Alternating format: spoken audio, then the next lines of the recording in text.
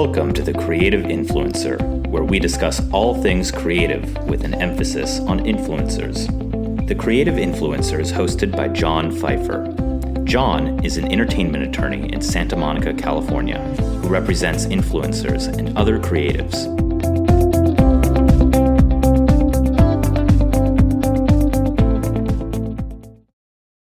This is the 12th minisode of the third season of the Creative Influencer podcast. Today we have an email from Margot. Hey John, I've been noticing more and more suggested and promoted posts and profiles in my feed recently that are fake. And I mean really fake, like the account is for a fake person. But they seem to actually have tons of followers and do brand deals. What happened to truth in advertising? Cheers, Margot. Margot, great question. We've talked about faking content, but we haven't talked about when the influencers themselves are the fakes. Artificial intelligence, that is AI, simulations have existed for years. They have been blurring the line between digital and real worlds for decades. For instance, in 1998, the British band Gorillaz has been quote-unquote virtual since that time. But lately, the AI influencers have become more realistic and more engaging. Fable Studio, which bills itself as the Virtual Beings Company, the Virtual Beings Company, created Lucy, a cartoonish character able to read and respond to viewers' reaction in real time. The company says it makes digital creations, and this is a quote, with whom you can build a two-way emotional relationship.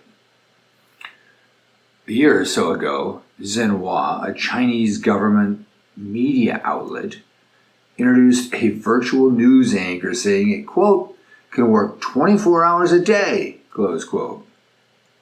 And just this past March, Soul Machines, a company founded by the Oscar-winning digital animator Mark Sager, was signed by talent agency CAA for precisely the purpose of using their fake avatars as influencers in social media advertising. Now that brings us to your question about truth in advertising.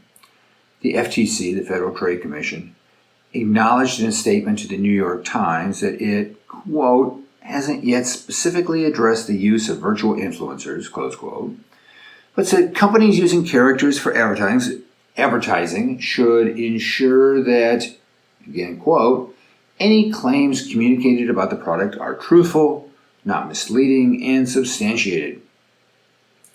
You can say that virtual influencers come with an advantage for the companies that use them. They're less regulated than their human counterparts. And the people controlling them aren't required to disclose their presence. Eventually, if not already, they will be cheaper than hiring real-life talent. Similar to the idea of deepfakes online, the AI talent is becoming so engaging that it has the potential to replace real-life talent. For more of a deep dive discussion on some of the issues around deepfakes and AI, I recommend you check out our episode with Rob Kosnitz, specifically the second episode, it was Robert Kosnitz, Influencer 202. And for those of you who are really interested, I'll include links to two articles that we wrote about deepfakes last year in the show notes and on the website. So if you can't tell, this is a pet issue of mine, and I think the intersection of virtual reality, artificial intelligence, and social media is going to be the next frontier for creators and influencers. Thanks for the question, Margot. And if you're wondering, this was a real person who answered the question. That's it for this time. If you enjoyed our podcast, please write a review on iTunes and tell your friends to subscribe. If you have any questions about influencers or suggestions for future episodes, email them to John at Pfeiffer@pfeifferlaw.com. Thank you for listening.